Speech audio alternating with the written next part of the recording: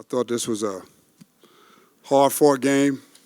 Obviously, both teams going at it. I thought, our culture gave us a chance to win this game. We came up short. No more victories here, but we just got to continually work hard, play at a level 5, stay together, and keep pushing through. I was just proud of the way these guys fought back. We knew this was going to be a fight, and we got ourselves off the ropes when we swung back. So we just got to continually have that mentality moving forward. Coach, are you encouraged with today's result? I was encouraged with, our culture. The things that we talk about, the things that we work on. I was encouraged that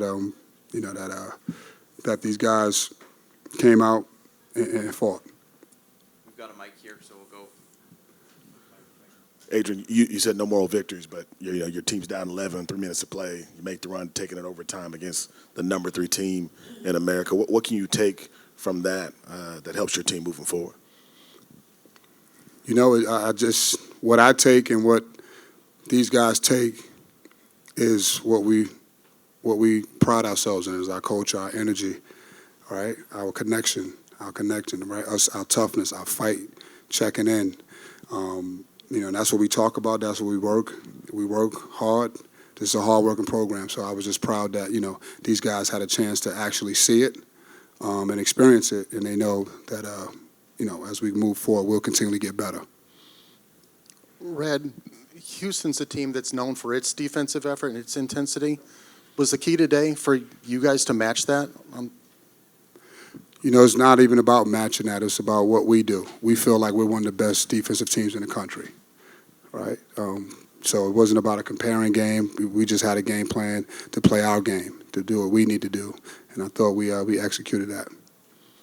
Adrian, you were missing a guy who averages almost 18 a game, 5 rebounds a game. And what was the preparation like for the last couple of games, knowing you weren't going to have him, and how you were going to sort of fill the gap, for lack of a better phrase of saying it? This is a family, right? And this is a next man up. This is a team that's been put together to be able to pick each other up. This team is built that way. These players believe in each other. We spent a lot of time in that, and so our game plan didn't change. We prepared the same way as if he was playing. Coach, what does it say about your team that you even went down to the wire without Donnie? Again, this is about the team. It's not about one guy. I just think, again, no moral victories here. I understand Houston is a good team, but I just really believe in my team and what we can do and accomplish. So it's not no disrespect, but it's just really about us. Coach, how important do you think it was for Tyler Betsy to step up without Donnie today and just his game overall? It was good for Tyler. He just came off of a little ankle injury, but he's been playing well for us. We just encourage him to continue to be aggressive. Again, you're just starting to see how good this team is and how talented this team is. But we just got to continue to work. This one hurts, but we'll get back home and get ready for the next one. And this question is for both the Syracuse's players. Having known that Donnie was not going to be in the game, what were the conversations like before this game? And Coach talked about it being a family. What kinds of conversations were you having among yourselves about playing in a game like this without a guy who was your leading scorer? We talked to Donnie. He let us know. He was real encouraging. We all know it's the next guy up mentality. We got every guy on the roster can play out there and can compete. So he was real encouraging for us to just go out there and fight like we did. Coach, is this a team that's preparing for Donnie to return at some point? Are you preparing to have him out for an extended period at this point? I'm sorry, what is that? Are you preparing for Donnie to be back at some point? Are you preparing for him to be out for an extended period of time? No, we prepare. We're anticipating him to be a quick pause. We expect him back to have the details. I don't have all the details right now, but this is not something that will be season ending or anything like that.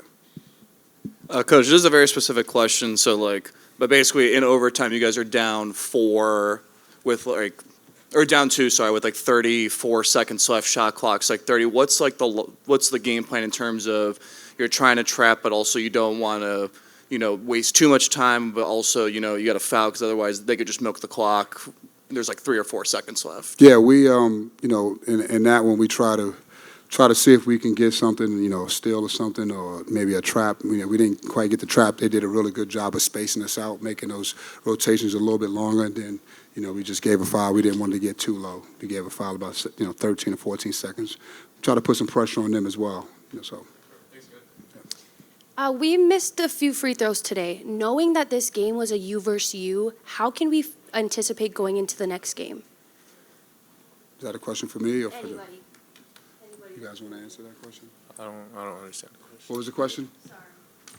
I love what. Say it again. So, I knowing got it. missed a few free throws today, knowing that it was a game versus you, how do you guys feel going into the next game, and what can we anticipate seeing coming up? You're going to see our level 5 fight. It doesn't change. That's the consistency part. We're going to get out there. We're going to play together, and play with intensity and play together and just keep playing and sharing and energizing each other and room for each other.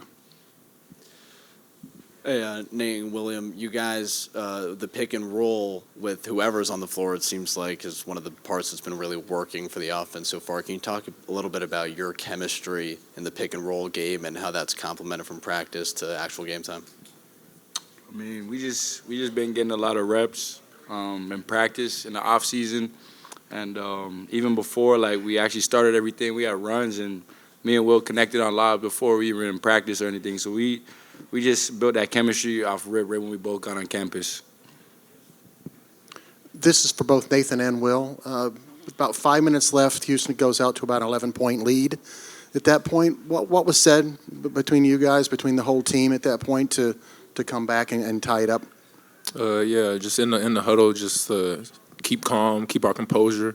We talked about this before the game. We knew that they were going to fight and we were going to fight as well. So just keeping our composure and just continuing to fight. That was the main message, and we were able to send it to overtime at the end. 2 more, Byron, down in front. Coach, you got to play again tomorrow. How do you get your team ready to be fresh to go tomorrow? How do you get your team ready for a game they got to play tomorrow? Get out of here as quick as we can. We have a great recovery team, and we'll our medical team is great, so we'll be able to kind of take care of that. These guys don't get tired. They ready to go. They're excited. We're excited to be here. So again, I'm very disappointed in our result tonight, but we'll be ready. We'll be ready tomorrow. Last one down here in the front. For Nate and Will, when you guys, heard Syracuse was interested in you in the portal, are these the kind of games that made you excited? I mean, for sure. I mean, I know I came to Syracuse to win. I know all the guys in the locker room came to Syracuse to win, and that's what the standard is at Syracuse. Like Coach said, there's no moral victory. We got some things we got to work on. And yeah, of course, I mean, we came here to win. Yeah.